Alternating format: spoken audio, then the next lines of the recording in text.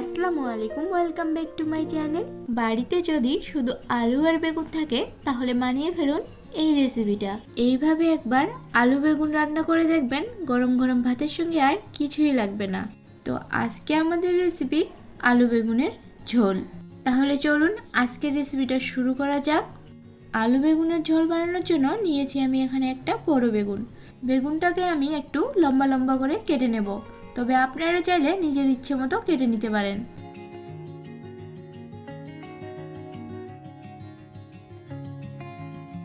সবগুলো বেগুন এইরকম লম্বা লম্বা সাইজ করে আমি একটু কেটে নিয়েছি। আর কেটে নিচ্ছি আলু। আমি এখানে 3টে মিডিয়াম সাইজের আলুকে এইভাবে লম্বা লম্বা পিস করে একটু কেটে নিচ্ছি। বেগুন আলুর ঝোলে আলুটাকে যদি এইভাবে লম্বা করে কেটে দেওয়া যায় তাহলে কিন্তু খেতে বেশ ভালো লাগে। আর এবার কেটে নিচ্ছি টমেটো। বেগুন আলুর ঝোলে টমেটোর পরিমাণটা যদি একটু বেশি দেওয়া যায় তাহলে কিন্তু সবজিটা খেতে ভীষণ ভালো লাগে, তাই আমি এখানে 2টো টমেটো ব্যবহার করব। আর সাথে কেটে নিচ্ছি মাঝারি টাইপের 2টো পেঁয়াজ। পেঁয়াজটাকে ঠিক এইভাবে আমি একটু কুচি কুচি করে কেটে নিচ্ছি। পেঁয়াজটা কাটা হয়ে গেলে রান্নাটা শুরু করার জন্য আমি একটা কড়াই নিয়ে নিয়েছি, আর তাতে দিয়ে দিচ্ছি সর্ষের তেল। এবার তেলটা গরম হয়ে গেলে সর্বপ্রথম আমি এখানে আলুগুলোকে ভেজে নেব। দিয়ে দিচ্ছি হাফ চামচ লবণ, আর সাথে দিয়ে দিচ্ছি সামান্য একটু হলুদ। দিয়ে ভালোভাবে আলুগুলোকে একটু আমি ভেজে নেব।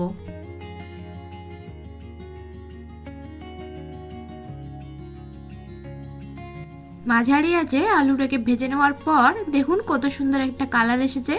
এবার আমি আলুটাকে তুলে নিচ্ছি। এবার ওই একই তেলের মধ্যে বেগুনগুলোকে দিয়ে হালকা একটু ভেজে নেব। আসলে রান্নার আগে বেগুন ও আলুটাকে যদি একটু ভেজে নেওয়া যায় তাহলে কিন্তু সবজিটা খেতে ভীষণ টেস্টি হয়।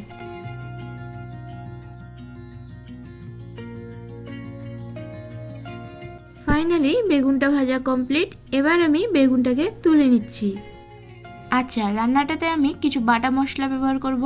তার জন্য নিয়েছি 3 থেকে 4টা কাঁচা লঙ্কা, আর সাথে নিয়েছি কয়েকটা রসুন কোয়া, আর নিয়েছি কয়েকটা আদার টুকরো। রান্নার সময় গুঁড়ো জিরে ব্যবহার করব না, সেই কারণে এখানে দিয়ে দিচ্ছি 1 চামচ গোটা জিরে। আর এবার দিয়ে দিচ্ছি সামান্য একটু জল। দিয়ে এটাকে আমি একটু ভালো করে পেস্ট করে নেব। আসলে যে কোনো রান্নায় মশলাটাকে যদি একটু বেটে দেওয়া যায় তাহলে সেই তরকারির স্বাদটা কিন্তু একটু বেড়ে যায়। সবগুলোকে আমি ভালোভাবে একটু পেস্ট করে নিয়েছি। তাহলে চলো এবার রান্নাটা শুরু করা যাক। আবারও ওই কড়াইয়ের মধ্যে দিয়ে দিলাম পরিমাণ অনুযায়ী তেল, আর ফোড়ন হিসেবে দিয়ে দিচ্ছি 2টো শুকনো লঙ্কা, এলাচ আর দারচিনি। এবার দিয়ে দিচ্ছি কেটে রাখা পেঁয়াজ কুচি, আর সাথে দিয়ে দিচ্ছি যে মশলাটা পেস্ট করে নিলাম সেই মশলাটাকে। দিয়ে ভালোভাবে পেঁয়াজ আর মশলাটাকে একটু ভেজে নেব।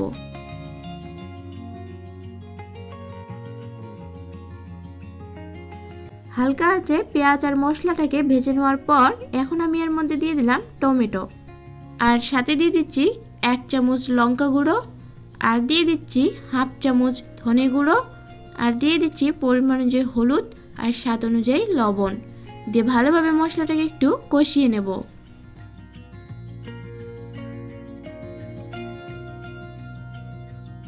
মশলাটা ভালোভাবে কষিয়ে নেওয়ার পর এর মধ্যে দিয়ে দিচ্ছি ভেজে রাখা আলু। এবার দিয়ে দিচ্ছি সামান্য একটু জল। দিয়ে ভালোভাবে আলুটাকে একটু কষিয়ে নেব। এই সময় চুলার আঁচটাকে কমিয়ে রাখতে হবে, তাহলে আলুটা খুব তাড়াতাড়ি একটু সেদ্ধ হয়ে যাবে।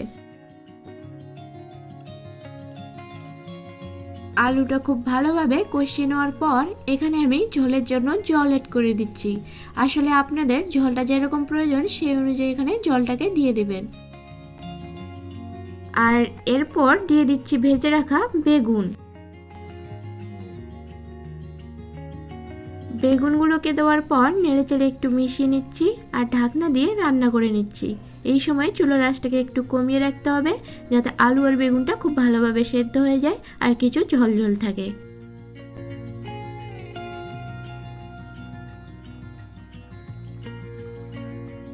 নামানোর আগে দিয়ে দিচ্ছি ধনেপাতা কুচি। আপনাদের কাছে যদি ধনেপাতা না থাকে তাহলে কিন্তু গরম মশলাও ব্যবহার করতে পারেন। ধনেপাতা কুচি দিয়ে ভালোভাবে ফুটিয়ে নামিয়ে নিলে রেডি বেগুন আলুর ঝোল।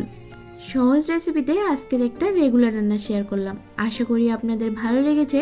আর যদি ভালো লেগে থাকে তাহলে ভিডিওটিতে একটি লাইক দিয়ে চ্যানেলটিকে সাবস্ক্রাইব করে বেল আইকনটি অন করে দেবেন, যাতে করে পরবর্তী ভিডিওগুলি সবার আগে আপনার কাছে পৌঁছে যায়।